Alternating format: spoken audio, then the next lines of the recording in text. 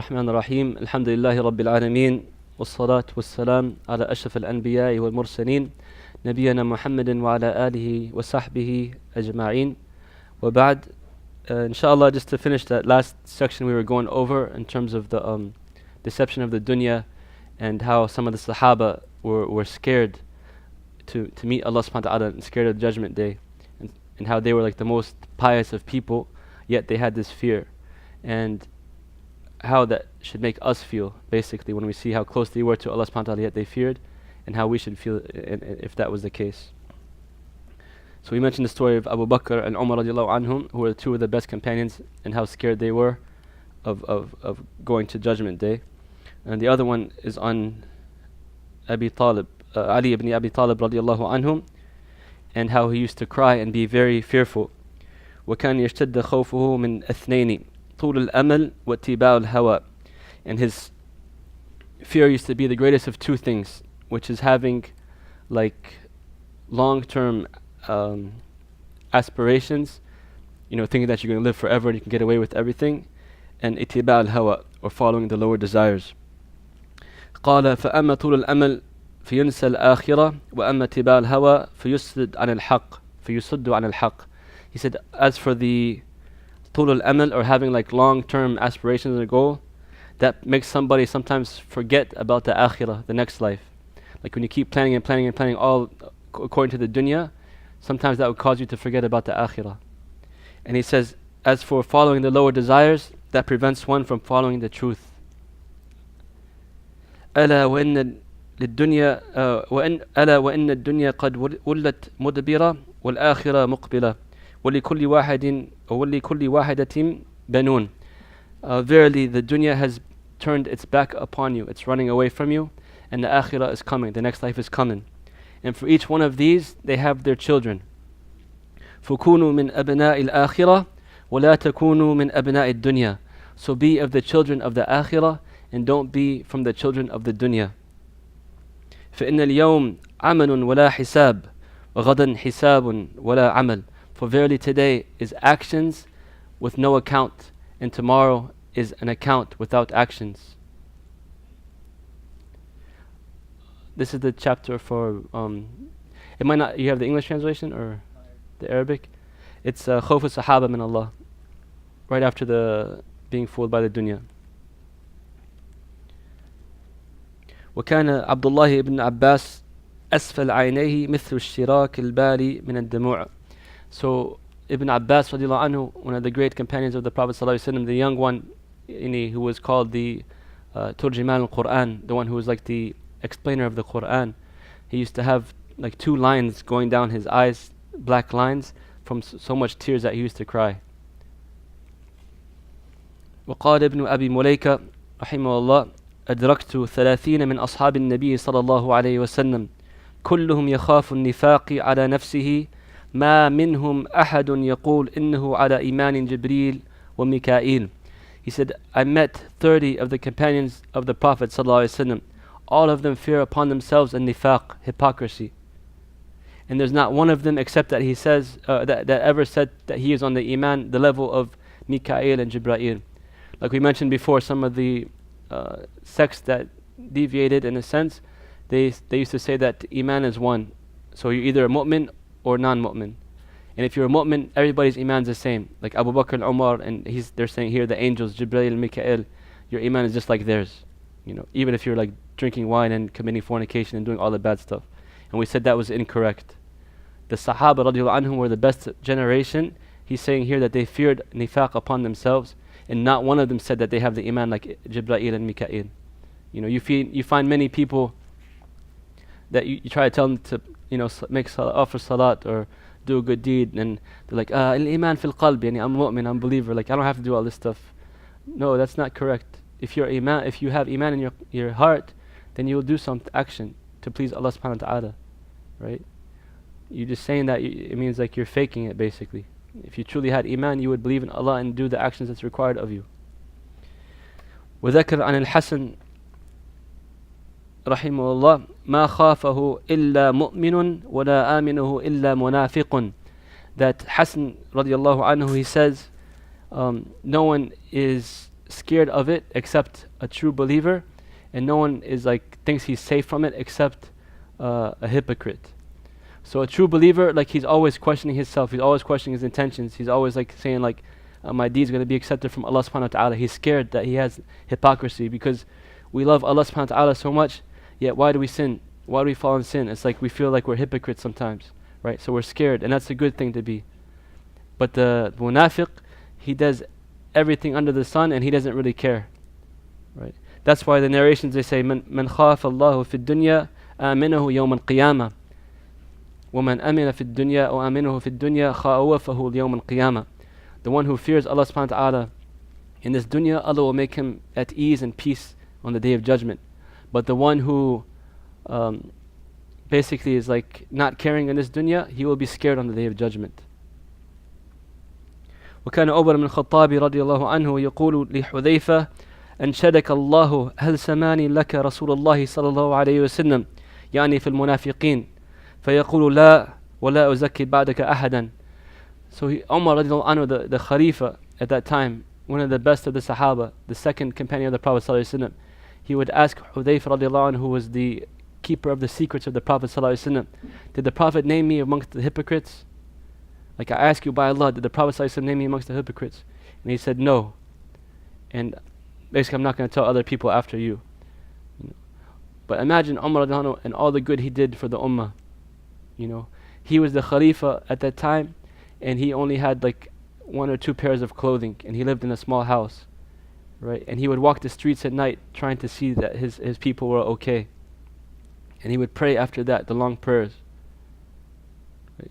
And all the good he did for Islam, spreading Islam throughout the world. But he was scared to be called a hypocrite. So the Imam ibn Qayyim rahimahullah, he's teaching us in this chapter that the Sahaba radiallahu anhu were the best of people, they feared for themselves. So how about us? We shouldn't take our sins for granted and think that we're khalas min ahl al-jannah already.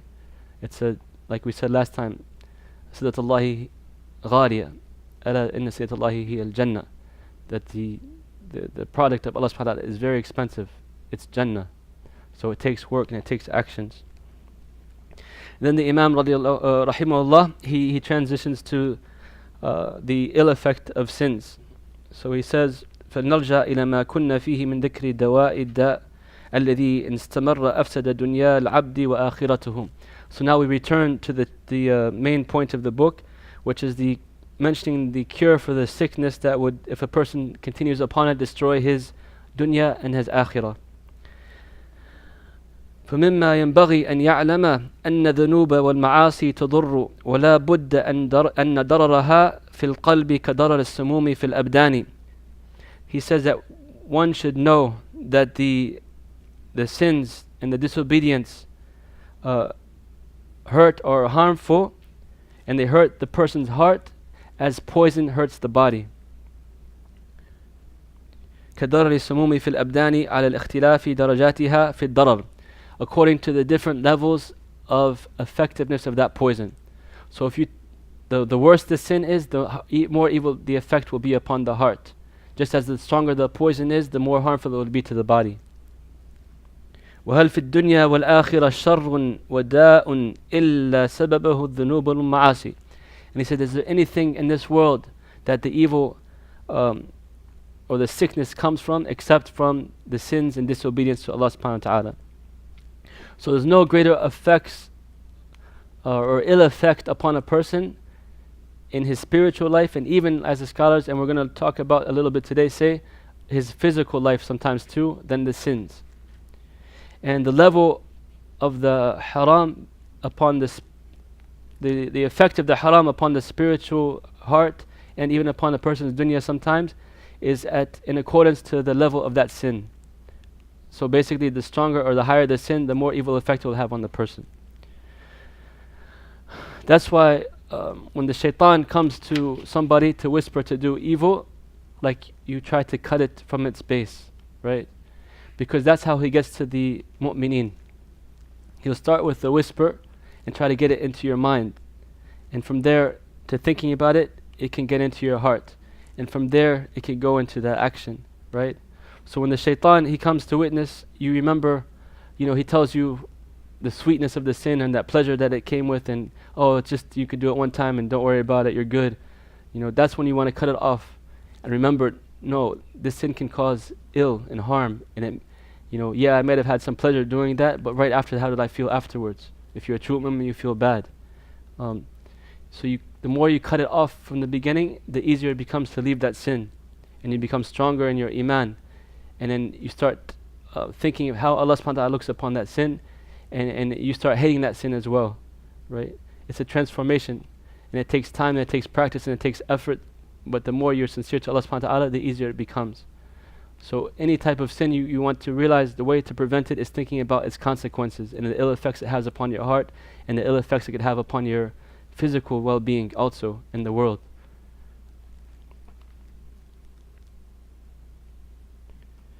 الذنب, just to go over some brief definitions real quickly. الذنب هي السيئة المكررة عن عمد. The dhanb, we can call it like an immoral act, is when you do a sin repeatedly. والذين إذا فعلوا فاحشة أو ظلموا أنفسهم ذكروا الله فاستغفروا لذنوبهم وما يغفر الذنوب إلا الله ولم يصروا على ما فعلوا وهم يعلمون. So the dhanb, he's saying, like when the people do fahisha or ظلموا أنفسهم, when they do the evil deeds and they did injustice to themselves, astaghfirullah, they ask forgiveness for Allah subhanahu wa ta'ala for the dhunub, the evil or the immoral acts that they did. And who will forgive sins except Allah, or these immoral acts except Allah? And whoever وَمَا يَغْفِرُ الذُّنُوبَ إِلَّا اللَّهُ وَلَمْ يَصِرُّوا عَلَى مَا فَعَلُوا وَهُمْ يَعْلَمُونَ, and they don't continue on this evil and they know about it. The other word they use sometimes for sins is ma'asiyah, وَهِيَ عَكْسُ الطَّاعَةِ. Ma'asiyah, it's like translated as disobedience, so it's the opposite of obedience. And there's two levels. They can be like the kabira and the saghira, right? The large major sins and then the smaller minor sins.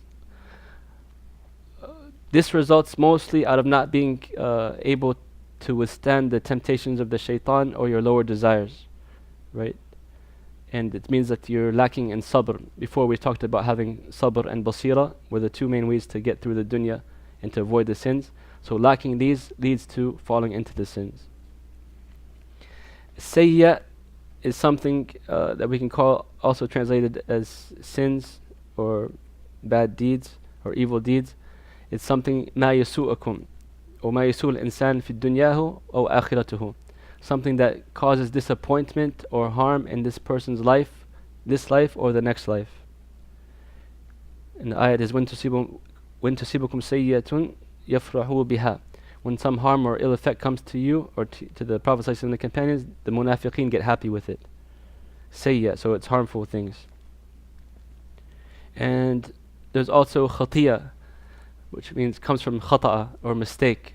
And you have two types of mistakes, the amd or the intentional one or the non-intentional one, right?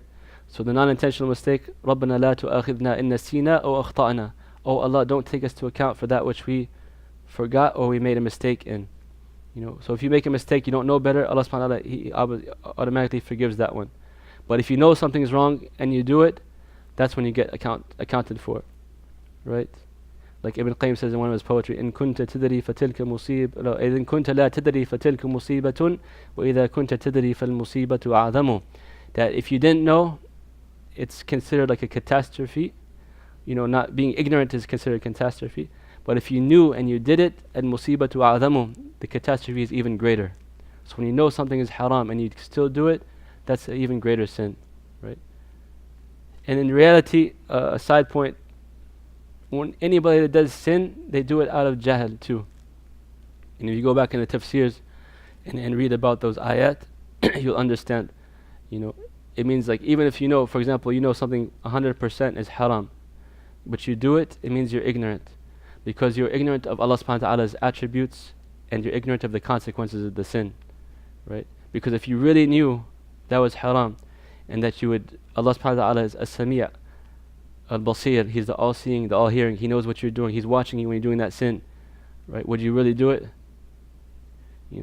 Just in dunya affairs, the worldly affairs, if somebody's doing something they shouldn't be doing, and somebody you respect were to walk in on you, Like, how would you feel? Right? How embarrassed or how shy or ashamed. And that's from a person of the dunya. But imagine Allah subhanahu wa ta'ala, Malik al-Muluk, the king of all the kings, the Lord of the worlds, the creator of the heavens and the earth. But we don't feel that shame or that you know, disappointment in doing something wrong in front of him. And the other term is al-ithm. And ithm is basically something that is considered a transgression or something that prevents you from attaining blessings. Like Allah says in the Quran, فِيهِمَا إِثْمٌ كَبِيرٌ, about the wine and gambling, فِيهِمَا إِثْمٌ كَبِيرٌ, because it prevents people from doing good deeds. When people are drunk or they waste their money in gambling, it prevents them from attaining a greater good. So these are some of the different names and definitions for sins and ma'asi, just inshallah as a review for us. And so the Imam, he goes on to start talking about some of the consequences. As he said, he doesn't know of any greater evil in a person's dunya or akhirah than falling into dhunub wal ma'asi. He said, what ousted our parents from paradise? You know, what took out Adam wa Hawa, Adam and Eve, from paradise? The sin. They were in Jannah. No hunger, no thirst, anything they want to, have in paradise. But the sin took them out. What kept the shaitan out of paradise and put him into the hellfire forever? Sin. What caused the people of Noah to drown? The sins of the people. What caused Ad to be destroyed? What caused the villages of the people of Lut to be destroyed? Who was it that sent the punishment upon Shu'aib's people? And why did he send that punishment? All these examples he's talking about are physical punishments that Allah subhanahu wa ta'ala sent upon a people because of sins. The greatest of sin is disbelief, and also even for all these other fawahish that these people fell into. Allah subhanahu wa ta'ala, He gave them warning and chance after chance. But they rejected, so Allah subhanahu wa ta'ala, He sent the physical punishment. And who sent the people to punish the children of Israel for their sins? Like, how were they punished? Because of them falling into sin. Imam Ahmad radiallahu anhu rahimahullah, he said, Al-Walid ibn Muslim reported that Safwan ibn Amr ibn Jubair, who narrated from his father, said that Cyprus was conquered and the families were separated, those who embraced Islam and those who didn't embrace Islam. And they were like crying. So when Abu Darda saw this, he started crying himself as well.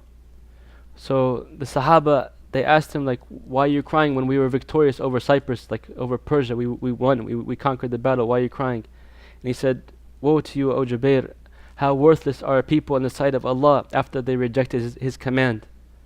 And once they were a sovereign nation, they turned away from Allah subhanahu wa ta'ala's command, so this was their fate. Basically, they were destroyed for falling into sin and not accepting, belief in Allah subhanahu wa ta'ala. So it causes Sahaba to cry because it's something that can happen to anybody. Then Abu Salama, rahimahullah, he said, I heard the Prophet sallallahu alaihi wasallam saying that when sins spread amongst my ummah, Allah subhanahu wa ta'ala will send a punishment upon them. And he said, O Messenger of Allah, would there not be among them the pious at that time? He said, yes, there will be pious amongst them, but they will suffer the punishment like the other people, and they will be saved from because of Allah subhanahu wa ta'ala's mercy in the akhirah.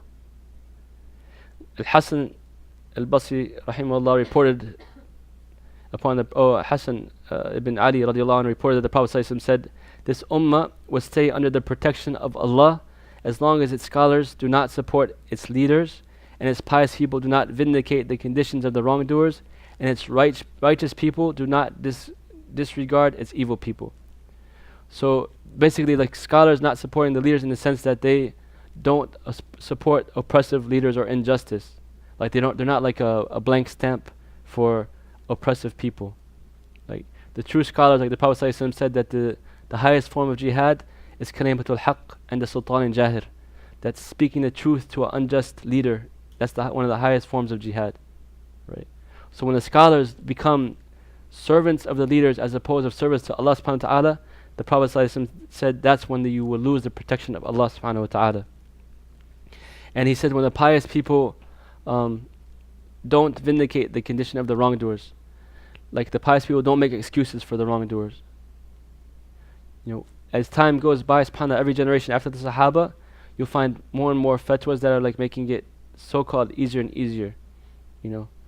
Something that was haram becomes like makruh, and then after like some time it becomes mubah, and then it becomes so normal, like, oh, there's no problem with it, so it's okay. But when the scholars hold the people to account, and the pious people hold the people to account, then the society remains pious, and you still have the protection of Allah subhanahu wa ta'ala. And then finally he says, when the righteous people do not disregard the evil people. So when the righteous see an evil, they correct it, and that's how the society is kept in check, basically, and it succeeds, and it goes forward, right? It achieves higher levels. But when the pious start letting the evildoers get away with everything, and evil becomes a norm in society, that's how the societies are destroyed, and Allah subhanahu wa ta'ala's protection is removed. And he says that the Prophet ﷺ said that a man قد يحرم الرزق من ذنب ارتكبها, like a person can lose his provision for a sin that he acts upon. So all these are physical punishments that Allah subhanahu wa ta'ala sent because of the effects of sins. And now he's saying even your rizq, your provision, can be affected by the sins. So a person was going to be having blessed provisions, but he fell into sin, and Allah subhanahu wa ta'ala took his provisions away from him. There's other ahadith about, for example, the one who indulges in fornication all the time, Allah will write poverty between his eyes.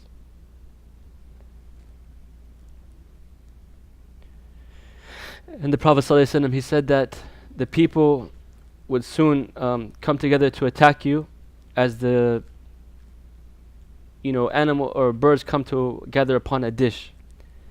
And the Prophet ﷺ said, would that be because of our small numbers? And he said, no, you will be numerous at the time. لَكِنَّكُمْ كَالْغُثَاءِ السَّيْلِ, that you'll be like the foam or the scum carried by the ocean. And Allah will remove the fear from your enemies, and He will put wahan upon your hearts. And someone said, what is wahan, Ya Rasulullah? And he said, love of the world and dislike of death. Right? So if you look at the history of the Sahaba radiallahu anhum and how they were given the dunya, it's because they didn't care about the dunya. They cared about the akhirah. So Allah gave them the dunya and the akhirah. Right? They said to the people of Persia at the time, we love like death as you love life, meaning that they were willing to sacrifice their lives for the cause of Allah subhanahu wa ta'ala. And how you are so careful and keen on living in this luxurious life and all its wealth and all its glory and fame and fortune and pleasures. We're seeking the pleasure of Allah subhanahu wa ta'ala. We don't care about any of that. When Rabi' ibn Amr radiallahu anhu, he went to the king of Persia, he came in there like a poor Bedouin person with shabby clothes, and he was the carpet to the king was made from silk, and all the emissaries and the higher ups from the society were sitting around there looking down upon him because he's like this, be ashamed of yourself. Once you at least dress up, you're going to see the king, right? He's like, I didn't ask to come here. You guys you asked me to come here, right? And he had his spear or his walking stick, and he was like walking, putting holes in the silk, going all the way up to the king. And the king said, if it wasn't against our rules, I would have had your head, and I would have slaughtered you. And he had no fear in his heart whatsoever, and he didn't care about all that stuff. Like some people will feel ashamed, like the way they're dressed, or when they're in such a rich environment. But he had iman in his heart. His himmah, his goal is how Allah thought about him. He didn't care for the pleasure of the people, he cared for the pleasure of Allah. And he told him with all authority and honor, I came to call you from the worship of this servants in this dunya to the worship of Allah, the Lord of the dunya, and from the darkness of this world into the light of the akhirah, and from the smallness of this world to the greatness of the akhirah. Like, he didn't care about the dunya, he cared about the akhirah. And he had no fear in his heart for these people. And that's how the Muslims, the mu'mineen at that time, they feared Allah, and Allah gave them the dunya and the akhirah. Right? But as time went on, people started loving the dunya more than the akhirah, and worrying about the dunya, and fighting over the dunya, and fighting amongst each other, and being jealous, and forgetting, we're not here for a permanent time. We're going to die. We're going to the akhirah. What are we doing here? Why? SubhanAllah, it's so sad when you read the history of like Andalus and the Muslim empires at the time. Princes fighting amongst each other for land, or for a woman, or for some treasure of this dunya. And that's how they became weak and weaker, and then their enemies took them easily. The same year, in 1492, when Columbus so-called sailed the ocean blue, that's when the Muslim empire fell in Spain. Right? And that's when the West started progressing. They took all the khair and the ilm and the knowledge from the Muslims at that time. The Muslims, when they were following Islam, Allah subhanahu wa ta'ala, like I said, gave them dunya and akhirah. They were the highest in medicine, the highest in science, the highest in math. The kings and the princes of the Western world would send their sons and daughters to go and study at the Muslims' universities, right, to learn these knowledges. And they took this khair and they took this ilm and they went and progressed with it. They knew this is what was important in their terms, and the Muslims started chasing after, dunya temptations and wine and all that other fitna, and they ended up losing not only their deen but their dunya. As Umar radiallahu anhu said, نحن قوم أعزنا الله بالإسلام فلما ابتغينا العزة في غيرها أذلنا الله. That we are people that Allah subhanahu wa ta'ala has made honorable because of Islam.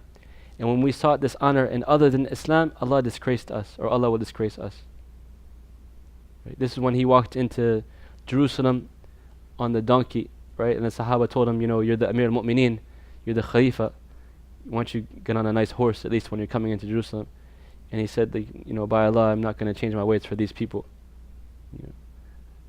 And actually, in some narrations from the Bible at the time, or the Torah, it talked about a leader coming into Jerusalem, a just leader, who will be riding upon a donkey, subhanAllah. So that's how the Sahaba, radiallahu anhum, they thought. They weren't concerned about fighting over dunya. They were concerned about reaching Allah's subhanahu wa ta'ala's pleasure in akhirah. So Abu Hurairah radiallahu anhu reported that the Messenger sallallahu alaihi wasallam said, in the last days, men will come forth who used the religion fraudulently for worldly ends, and wear sheepskins in public to appear meek. And their tongues will be sweeter than sugar, but their hearts will be as the hearts of wolves. Allah will say, are they trying to deceive me? Or are they acting, presumptuously towards me? I swear by myself, by Allah subhanahu wa ta'ala, that I shall send a trial upon these people, which would leave the intelligent man among them confused. يَجْعَلْ الْحَلِيمُ حَيْرَانًا. So, those who, like the fraudulent people that are using the religion to trick others and use it for their own gains, worldly ends, that's when Allah subhanahu wa ta'ala becomes, angry with the people. In the past, the Muslims, in their wisdom, they had like waqf, right? So the scholars, they didn't have to worry about worldly gains. They were taken care of. That's why they can teach as they wanted to teach and preach the correct message without any fear. And one of the first things the colonialism hit was these institutions to try to destroy them. So the scholars become dependent upon money from the government, for example, or sources that they shouldn't be getting their money from. So they can start issuing fatwas according to the whims of these people. They're selling their deen basically for dunya. And also he said the ones that will appear like meek and wear sheepskin, like you can see in the Muslim world too, sometimes they try to be like all pious and dress humbly, and think that they're on a spiritual high, and they're just trying to beg for money, trying to use appearance to get something from the dunya. And in this hadith narration is saying that Allah subhanahu wa ta'ala will make these people confused. The intelligent one from them, he thinks he's smart and he's trying to outsmart Allah subhanahu wa ta'ala or the people, but he's not. He's the one who's going to get played, and he's the one who's going to get fooled, and he's the one that's going to get disgraced. Ibn Abi Dunya radiallahu anhu, rahimahullah, he says that Ja'far ibn Muhammad reported from his father that the and whose grandfather reported from Ali radiallahu anhu, said there will come a time with people when nothing would be left of Islam except its name, and nothing of the Quran except its calligraphy. Their mosque will be full, but they will be void of right guidance. Their scholars will be evil people, and the fitna would originate from them and return to them. And on the authority of Abdurrahman ibn Abdullah ibn Mas'ud radiallahu anhu, from his father, who said, and fornication and usury will be spread through a country, and that's when Allah subhanahu wa ta'ala will order for its destruction. And it's scary, but if you look at some of the signs around us, a lot of these signs are here already. And when we read more, inshallah, next week, you'll see even more of the signs, subhanAllah.